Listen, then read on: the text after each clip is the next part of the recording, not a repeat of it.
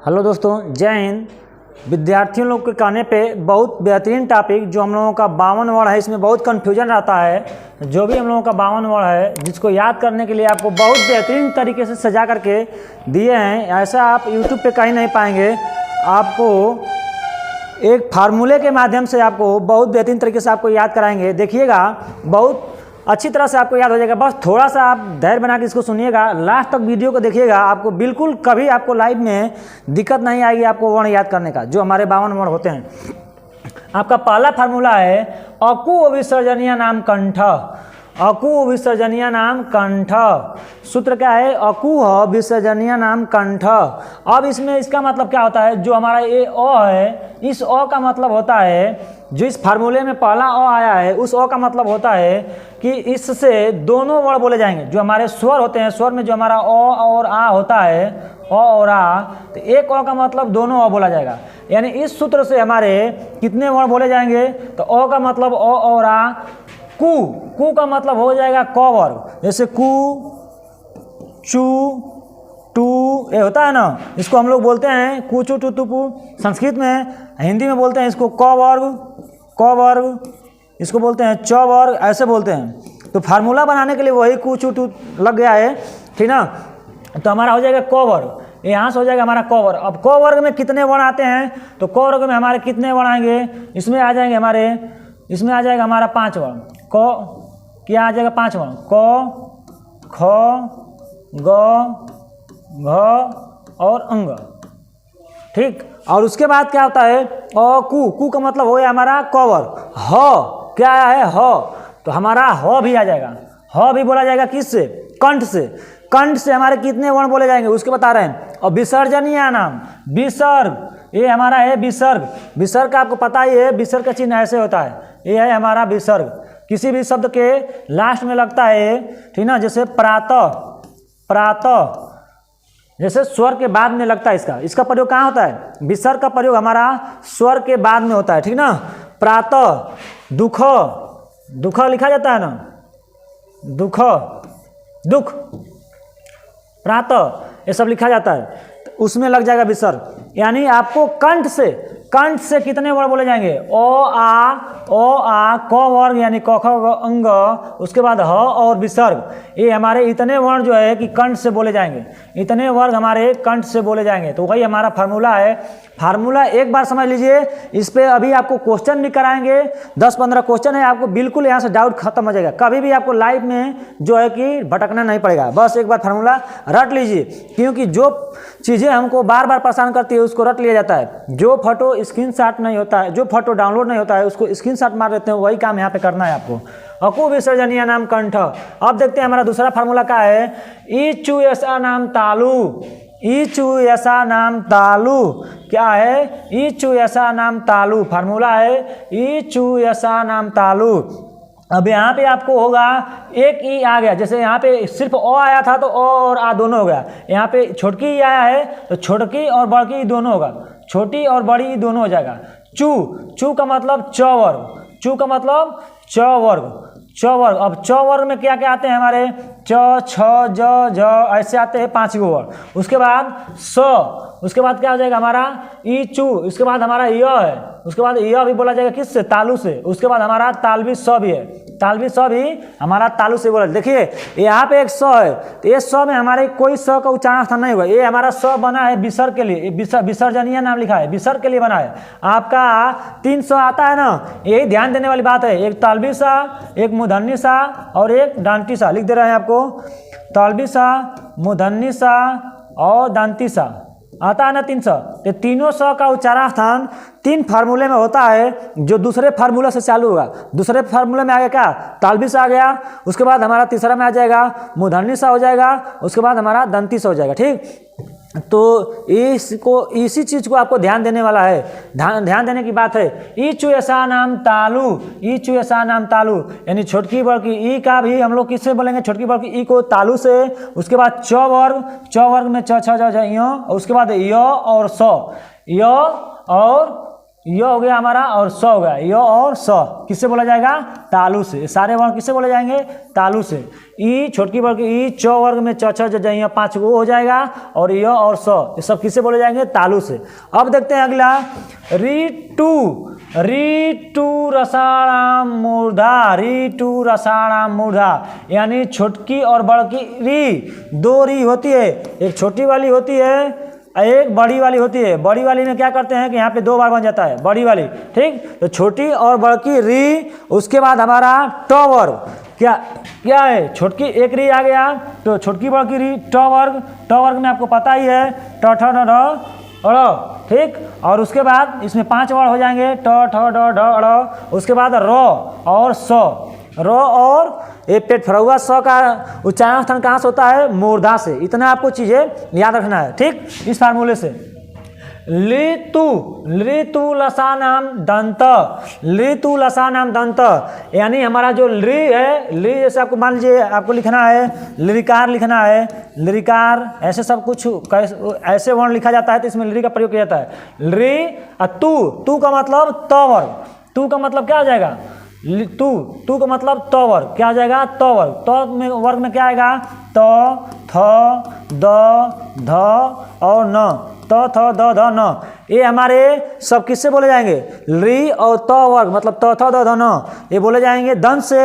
और उसके बाद हमारा इसमें क्या है? सा, ली तू ल और स, ल और स किससे बोला जाएगा? दंत से। ल और स भी हमारा किससे बोला जाएगा? दंत से। आप एकदम बेहतरीन से आपको समझ में आ जाएगा। उपूप ध्यामानीय नाम ओष्ठ, उपूप ध्यामानीय नाम ओष्ठ, इसको समझिए। उ छोटका और बड़का उ, दो उ है ना, एक उ आ गया। जैसे यहाँ पे ओ आया तो छोटकी बड़की दोनों आ गया, छोटका मतलब यानी ओ आ गया। यहाँ पे एक ई आया तो छोटका बड़का दोनों ई आ गया, यहाँ पे री आया तो छोटका बड़का दोनों री आ गया, ठीक ना। इसी तरह यहाँ पे उ आ गया तो छोटी बड़की दोनों उ, छोटी और बड़ी दोनों उ बोला जाएगा किससे? ओठ से उ। और उसके बाद प वर्ग, पू का मतलब क्या हो जाएगा? प वर्ग। तो प फ ब भ और म, प फ ब भ म। प वर्ग में 5 वर्ण, हर वर्ग में 5 वर्ण आते हैं जिसको हम लोग वर्गीय व्यंजन के नाम से भी जानते हैं और उसको उदित व्यंजन के नाम से भी जाना जाता है। तो 5 वर्ग है, क से म तक 25 वर्ण उसमें समाहित होते हैं। तो हमारे क्या हो गए? ये उपध्यामानीय नाम यानी हमारा उपध्यामानीय नाम वर्ण होते हैं 2 गो। कौन कौन? प और फ के पहले, प और फ के पहले जब आधा विसर्ग लग जाए, ये हमारा आधा विसर्ग का चिन्ह है। संस्कृत में इसको पढ़ा जाता है आधा विसर्ग का चिन्ह है। प और फ ये 2 हमारे उपध्मानीय वर्ण है। क्या है? प और फ 2 उपध्मानीय वर्ण है। प और फ के पहले आधा विसर्ग लग जाएगा तो उसको उपध्मानीय वर्ण बोलते हैं। हमारे प और फ यहाँ पे आधा विसर्ग लगेगा, यहाँ पे आधा विसर्ग लगा है और यहाँ पे भी आधा विसर्ग लगा है, मिट गया है, वहाँ पे टाइप नहीं हो पाएगा था। तो उपध्मानीय नाम ओष्ठ, उपध्मानीय नाम ओष्ठ यानी ओष्ठ से हमारे छोटका बड़का उ, प वर्ग और उपध्मानीय वर्ण बोले जाएंगे। यम गणना नाम नासिका च, यम ये हमारे पंचम वर्ण है, सारे हमारे पंचमाक्षर वर्ण है जिसको हम लोग नासिका से बोले जाते हैं। य है, म है, ग ड़ ना नाम, लास्ट में सब में देखिए नाम नाम नाम नाम जुटा है। ये क्या? फार्मूला बनाने के लिए, फार्मूला बनाने के लिए सब में नाम जुटा गया है। ये आपको फार्मूला को आसान करने के लिए। अकु विसर्जनीय नाम कंठा, इचु ऐसा नाम तालु, ऋतु रसा नाम मूर्धा, लिटु लसा नाम दंता, उपध्मानीय नाम ओष्ठ, यम गणना नाम नासिका च, ए दैतो कंठ तालु, ओ दैतो कंठ वकार से दंतोष्टम, जीवा मूल्य से जीवा मूल्य अनुसार से नासिका च। आप एक सांस में अगर फार्मूला को रट ले रहे हैं तो आपको बिल्कुल याद हो जाएगा। आप इधर का बस इसको याद कर लीजिए। ये 52 वर्ण हमारे आसानी से, आप सेकंड में देखिएगा, अभी क्वेश्चन कराएंगे कैसे होगा याद। ये हमारे नासिका से सब बोले जाएंगे। किससे बोले जाएंगे? नासिका से, ठीक। ये हमारा ये 5 वर्ण हमारे नासिका से बोले जाएंगे, ठीक। उसके बाद ए दैतो कंठ तालु, ए और ऐ कैसे बोला जाता है? कंठ और तालु से। किससे किससे बोला जाता है? कंठ और तालु से। किससे किससे बोला जाता है? कंठ और तालु से बोला जाता है। ओ प्लस ई, ओ प्लस ई बराबर हमारा मिलकर क्या बना है? ए। ओ हमारा किससे है? कंठ से। ओ हमारा किससे बोला जाएगा? कंठ से।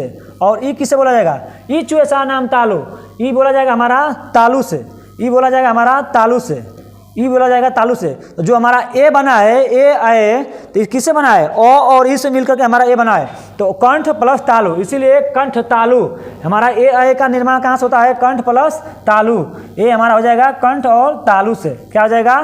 कंठ और तालु से मिल के बना, इसीलिए हमको कंठ तालु से बोलते हैं। उसके बाद ओ दयतो कंठोष्टम, ओ दयतो कंठोष्टम, कंठ और ओष्ठ से।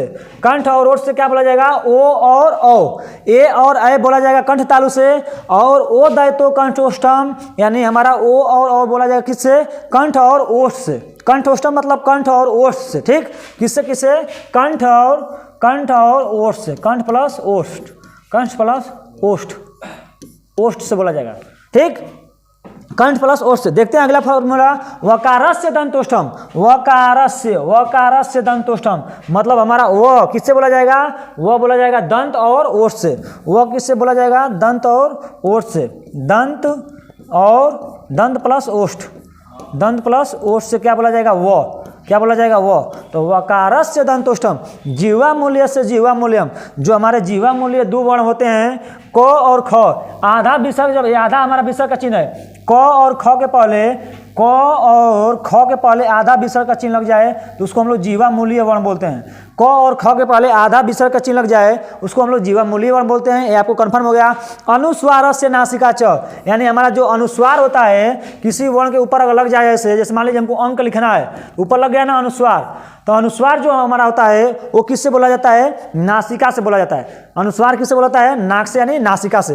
तो आपको इतना याद हो गया होगा, जहाँ तक उम्मीद है कि आपको ये सूत्र आपको 10 बार इसको पढ़िएगा, 2-4 बार लिखिएगा।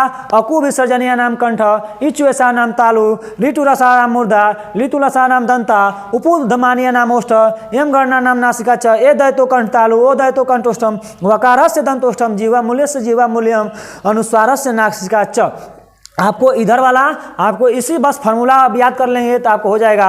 अ से हमारा अ दोनों हो जाएगा, कु से मतलब क वर्ग में 5 वर्ण आएंगे, क ख ग अंग, उसके बाद ह हो जाएगा हमारा और विसर्ग, यानी हमारे अ आ क वर्ग और ह और विसर्ग एक किससे बोले जाएंगे? कंठ से। ई चु ऐसा नाम तालु, छोटकी वर्ग की च वर्ग में 5 वर्ण आएंगे, चु मतलब च वर्ग, च छ ज य, और उसके बाद हमारा च छ ज, उसके बाद हमारा य और स, ई चु ऐसा नाम तालु, य और स, ये वाला किससे बोला जाएगा? तालु से।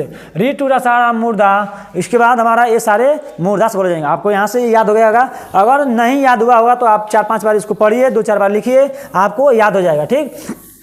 आप फार्मूला को 2-3 बार खूब 10 बार इसको रटिए। देखते हैं उस पर हम लोग क्वेश्चन करेंगे। क्वेश्चन बहुत फास्ट इस पर आप कर ले जाएंगे। देखिए क्वेश्चन कैसे आपको हो जाएगा। ई छोटी बड़ी ई, च छ ज झ य आदि का उच्चारण स्थान किससे होता है? तो अब आपको पकड़ना है कैसे, आपको सूत्र यहीं पे याद हो जाएगा। हम देखेंगे कि इचु ऐसा नाम तालु, ये सारे वर्ण किससे बोले जाएंगे? कंठ से होता है कि मूर्धा से होता है कि तालु से होता है कि दंत से होता है। देखेंगे कि ये वर्ण किस फार्मूले में आएंगे। जो भी वर्ण दिया रहेगा फार्मूला अपने दिमाग में दौड़ाइए, इस वर्ण का फार्मूला क्या होगा? तो इचु ऐसा नाम तालु, इचु ऐसा नाम तालु, इचु ऐसा नाम तालु, यानी हमारे इसमें कौन कौन से वर्ण बोले जाएंगे? एक ई आ गया तो छोटकी और बड़की दोनों ही बोला जाएगा, छोटी और बड़ी दोनों ही बोला जाएगा। चू का मतलब च वर्ग, चू का मतलब च वर्ग। अब च वर्ग में हमारे 5 वर्ण आएंगे, च आएगा, छ आएगा, ज आएगा, झ आएगा, च छ ज झ य, और उसके बाद आपका य आएगा। ये 5 वर्ण हो गए। उसके बाद हमारा य बोला जाएगा, उसके बाद हमारा य बोला जाएगा, और उसके बाद हमारा ये तालवी स बोला जाएगा। ये हमारा नाम जो लगा है सूत्र बनाने के लिए लगा है, ये सूत्र के लिए प्रयोग होता है। यानी ई छोटकी बड़की ई, उसके बाद च वर्ग छ छ ज झ य, और उसके बाद य है ये य, ठीक ना। उसके बाद य और स, इचु ऐसा नाम तालु, इचु ऐसा नाम तालु, यानी हमारे सारे वर्ण जितने हम लोग यहाँ पे लिखे हैं सब किससे बोले जाएंगे? तालु से। तो वही आपको यहाँ पे दिया है, इसका आंसर क्या हो जाएगा? तालु। इसका आंसर क्या हो जाएगा? तालु। बहुत आसान है, बहुत आसान है। आप एक एक रटेंगे, फार्मूला याद रहेगा। एक फार्मूला से 8 वर्ण आपको बोले जाएंगे, 8 से 9 वर्ण।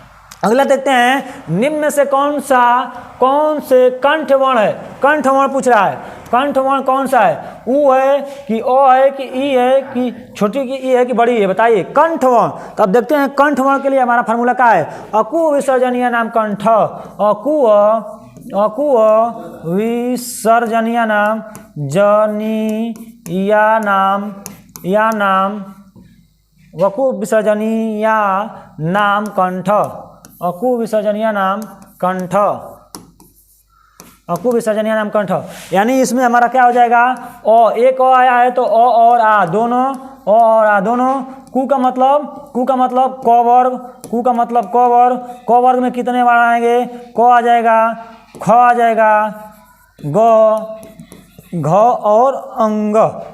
उसके बाद ह भी बोला जाएगा हमारा कंठ से और विसर्जनीय ना ये हमारा यानी विसर्ग ये आपका विसर्ग का चिन्ह ऐसा होता है विसर्ग भी हमारे कंठ से बोले जाएंगे। इसमें देखिए कौन सा कंठ वर्ण है तो कंठ वर्ण हमारा ए ओ आ जाएगा। किससे हो जाएगा कंठ से बोला जाएगा ओ आ गया है पहला ही। आपको फार्मूला आपको इसी में याद हो जाएगा। देखते हैं अगला कंठ तालब ये वर्ण है कह रहा है कि कंठ और तालु से कंठ तालब का मतलब होता है कंठ प्लस तालु से कंठ और तालु से कौन सा वर्ण बोला जाएगा तो ए दायतो। हम लोगों को फार्मूला पे जाइए ए दायतो कंठ तालु फार्मूला है ए दायतो कंठ तालु यानी हमारा ए और आए क्या ए और आए किससे बोला जाएगा ए और आए किससे बोला जाएगा कंठ और तालु से। ए दैतो कंठ तालु ए और किससे बोला जाएगा कंठ तालु से। तो कहाँ गया हमारा ए और ए दैतो कंठ तालु। आपको अगला देखते हैं क्या है ए के ए नहीं है ए के उच्चारण स्थान में किसका यहाँ पे खाली स्थान दिया है यानी किसका और किसका प्रयोग किया जाता है किसकी सहायता ली जाती है। रिक्त स्थान है तो विकल्प चुने। बहुत बेहतरीन क्वेश्चन है क्वेश्चन ही आप देख लेंगे आपको याद हो जाएगा। ए के अभी हम लोग पढ़े हैं ए दैतो कंठ तालु ए दैतो फार्मूला यहाँ से देखिएगा आपको दिक्कत होगा तो फार्मूला देखिएगा यहाँ पे आपको फार्मूला ए दैतो है नहीं है ए दैतो कंठ तालु ए दैतो कंठ तालु है यहाँ पे भी थोड़ा सा गड़बड़ हुआ है ए दैतो कंठ तालु ए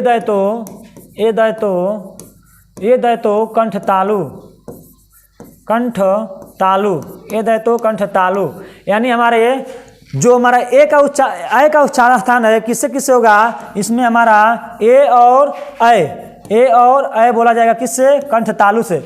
जो हमारा ए का उच्चारण स्थान है किससे होगा बताइए कंठ और तालु से। तो क्या हो जाएगा कंठ प्लस तालु कंठ और तालु से। देखते हैं अगला ओ और औ किस प्रकार के वर्ण है तो आपको हो जाएगा। आपको फार्मूला है जाइए फार्मूला में देखिएगा पीछे जाकर के ओ दैतो कंठोष्ठम कंठ ओष्ठम यानी हमारा क्या हो जाएगा इसमें क्या हो जाएगा हमारा ओ और ओ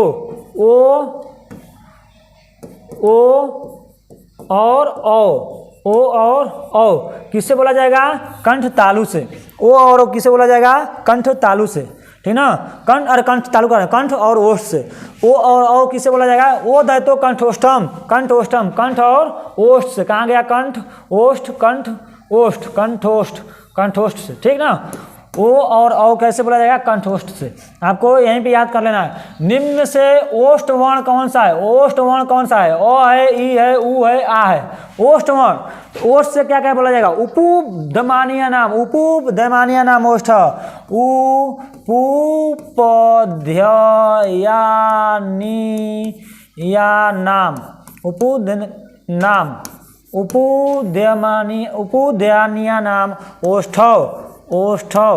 ओष्ठ से ओष्ठ ठीक ना।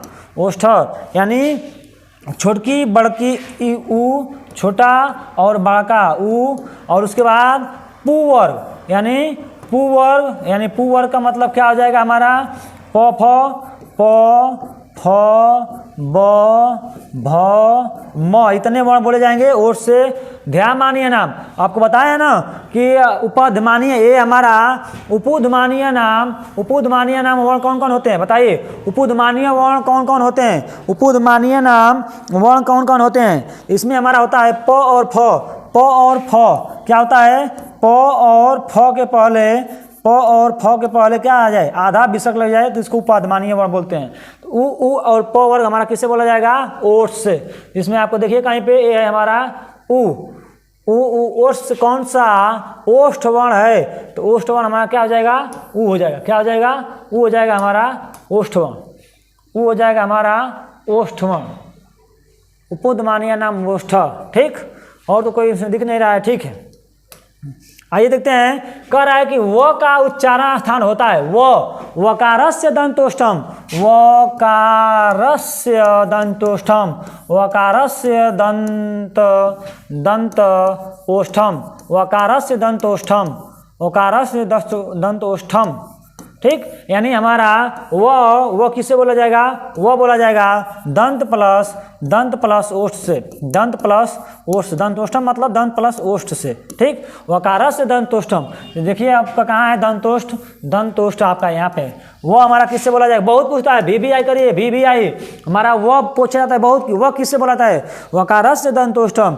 देखते हैं निम्न में से कौन सा कंठ ध्वनिया, और बेहतरीन आके क्वेश्चन मिले, कंठ ध्वनिया, कंठ ध्वनि पूछा है तो कंठ से कौन कौन बोला जाता है, अकु विसर्जनीय नाम कंठ, अकु विसर्जनीय नाम, सर्जनीय नाम, जनिया नाम कंठ, अकु विसर्जनीय नाम कंठ, कंठ। ठीक, ये हमारा क्या हो जाएगा, ओ और आ, क वर्ग, ह और विसर्ग किससे बोला जाएगा, कंठ से। तो क वर्ग में हमारा क ख ग घ आ जाएगा अंग। उसके बाद देखते हैं घ का उच्चारण स्थान क्या होगा, तो हमारा किस में आएगा, घ किस में आएगा, तो अकु विसर्जनीय नाम कंठ, इसी में आ जाएगा, अकु विसर्जनीय नाम कंठ, इसमें हमारा आ जाएगा ओ आ। क वर्ग है हमारा, तो क वर्ग में हम लिखेंगे तो क ख ग घ अंग। तो हमारा यहाँ पे आ गया ना घ। तो पूछा है अगला सवाल में पूछा है घ का उच्चारण स्थान, तो क्या हो जाएगा हमारा, कंठ हो जाएगा, क्योंकि हमारा अकु विसर्जनीय नाम कंठ। हिंदी की स ध्वनि ये है आपका तालबी स ध्वनि है, मूर्धन्य है, तालब है, दंतोष्ठ है। बताइए आपको 3 सा है, तालबी सा, मूर्धन्य सा और दंती सा, तालबी सा, मूर्धन्य सा और दंती सा। ये दूसरे सूत्र से चालू होते हैं। कंठ तालु, कंठ ये हमारा हो जाएगा तालु हो जाएगा, तालबी सा है तो हमारा तालु हो जाएगा, ये हमारा मूर्धस हो जाएगा, इसका नाम ही उसी में पड़ गया है, ये हो जाएगा हमारा कंठ, तालबी सा, मूर्धन्य सा, ये दंत हो जाएगा, ये दंत से। तो इसको पूछ रहा है तो हमारा क्या हो जाएगा, तालब, क्या हो जाएगा, तालु से, क्या हो जाएगा, तालु से, कंठ तालु से हो जाएगा। अगला क्वेश्चन देखते हैं, तालव्य व्यंजन कौन सा है, तालव्य व्यंजन कौन सा है, बताइए। ईचु यसा नाम तालु, ईचु यसा नाम तालु, ईचु यसा नाम तालु, ईचु यसा नाम तालु, ईचु यसा नाम तालु। यानी हमारा जो छोटी और बड़ की ई है, चू का मतलब च वर्ग है, च वर्ग है, च छ ज ज च छ ज च छ ज झ य, च छ ज ज य और य है, ये हमारा य है और य है, ये हमारा स हो जाएगा, ये हमारा स हो जाएगा। तालु से सारे वर्ण बोले जाएंगे, ये सारे किससे बोले जाएंगे, तालु से। तो च छ ज झ य किससे बोला जाएगा, च छ ज झ य। ठीक, 2 2 4, एक यहाँ पे छोड़ दिया है, कोई दिक्कत नहीं है। च छ ज झ आपको दिया है तालु से, यहाँ पे है आपको, यहाँ से यहाँ तक है च छ ज झ य, तो आपको यहाँ से याद रखना पड़ेगा ऐसे। देखते हैं य का उच्चारण स्थान क्या है, ईचु यसा नाम, ईचु यसा नाम तालु, ईचु यसा नाम तालु। तो ये हमारा दिख गया यहाँ पे य का उच्चारण स्थान क्या हो जाएगा, तालु, य का उच्चारण स्थान तालु। अगला क्वेश्चन देखते हैं, निम्न में से कौन सा वो दंत नहीं है, दांत से नहीं बोला जाएगा, दांत से नहीं बोला जाएगा। बताइए। ऋतु रसानाम अकु विसर्जनीय नाम कंठ, ईचु यसानाम तालु, ऋतु रसानाम मूर्धा, ऋतु लसानाम दंता, ऋतु लसानाम लसा, ऋतु लसानाम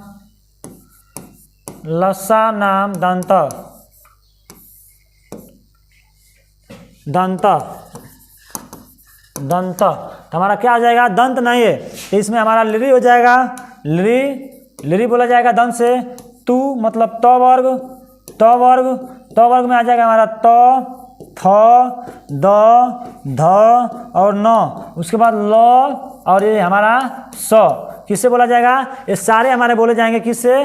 दंत से। किससे बोले जाएंगे? दंत से। किससे बोले जाएंगे? दंत से। तो इसमें देखिएगा कौन सा दंत वर्ण नहीं है, तो दंत आपको इसमें त दिख रहा है ना, तो त है हमारा, त दिख रहा है तो त इसमें दिया है, त है। द भी है, द इसमें भी है, दंत वर्ण है।